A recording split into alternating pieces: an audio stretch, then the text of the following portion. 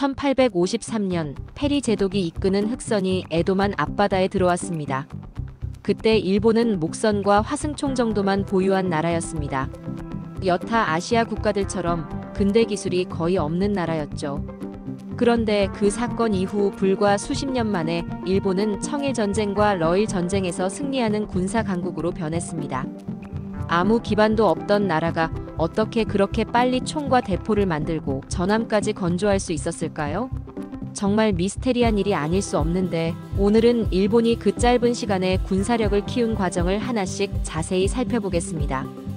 페리 내항 이후 일본은 충격에 빠졌습니다. 세계가 이미 산업과 과학으로 움직이고 있는데 자신들은 아직 봉건 체제 안에 갇혀 있다는 걸 깨달았죠. 그때부터 일본은 기술을 사오고 사람을 불러오고 무엇이든 배우려 했습니다. 처음에는 영국과 프랑스에서 전함과 대포, 소총 같은 무기를 그대로 수입했습니다. 하지만 단순히 쓰기 위해서가 아니었습니다.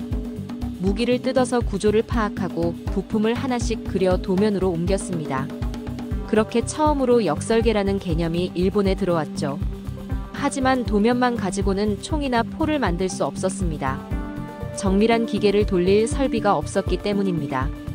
그래서 일본은 유럽에서 대형 선반, 보링머신, 롤링밀, 주조로 같은 중장비를 사들였습니다. 이런 장비들은 단순히 쇳덩어리가 아니라 일종의 교과서였습니다. 장비를 설치하러 온 외국 기술자들이 직접 기계를 조립하고 일본인 기술자와 유학생들은 그 옆에서 눈으로 보고 손으로 익혔죠. 처음엔 영어도 잘 통하지 않았지만 몸으로 배웠습니다. 여기서 중요한 변화가 하나 더 있었습니다. 일본은 단순히 외국 기술자를 초빙하는 데서 멈추지 않고 직접 유럽과 미국으로 학생들을 파견했습니다. 영국, 프랑스, 독일, 그리고 미국까지 수백 명의 젊은 유학생들을 보냈죠. 그들은 조선, 기계, 화학, 탄약 제조, 철강, 해군 공학 등 근대 기술의 모든 분야를 나눠 배웠습니다. 당시 일본 정부는 이들을 미래의 선생님으로 키우겠다는 생각이었습니다. 유학생들은 해외 공장에서 실습을 하고 조선소에서 배의 설계도를 직접 보며 공부했습니다. 어떤 이는 증기기관의 구조를, 어떤 이는 총포 제작 기술을, 또 어떤 이는 금속 가공과 열처리 기술을 익혔습니다. 몇 년 후 그들은 귀국했고 일본 각지의 병기창과 조선소, 공업학교에 배치되었습니다. 그들은 외국 기술자와 함께 일하며 일본식 매뉴얼을 만들었고 현장 작업 과정을 일본어로 번역해 후배 기술자들에게 전했습니다. 해외에서 본 공정관리 개념도 이 시기에 들어왔습니다. 단순히 만드는 게 아니라 같은 품질로 여러 개를 만드는 법을 배워온 것이죠. 이렇게 유학생과 현장 기술자, 외국인 교사가 함께 일하는 체제가 일본의 기술 기반을 빠르게 성장시켰습니다. 기계 설치는 생각보다 훨씬 복잡했습니다. 부품은 배에 나눠 실려왔고 항구에서는 먼저 콘크리트를 깔고 크레인을 세우고 보일러용 바닥을 만드는 작업부터 시작했습니다. 정렬도 중요했는데 선반이나 보링기의 축이 조금만 어긋나도 정확한 부품이 나오지 않았거든요. 외국 기술자들이 각도를 재고 수평을 맞추면 일본인들은 그 과정을 똑같이 따라했습니다. 그렇게 설치를 배우고 동시에 정밀도 개념까지 익혔습니다.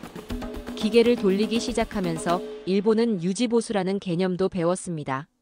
처음에는 고장이 나면 부품을 외국에서 새로 사야 했지만 시간이 지나자 현지에서 직접 깎아 만드는 작은 공방들이 생겼습니다.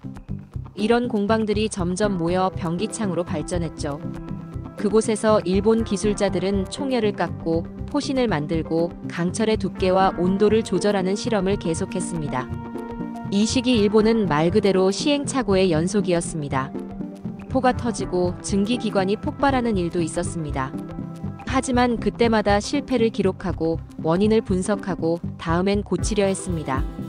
시험 사격장에서는 새로 만든 포의 각도를 조금씩 바꿔가며 사격 데이터를 쌓았고 조선소에서는 완성된 전함을 직접 시험 운항하며 엔진 진동이나 균형 문제를 잡아냈죠.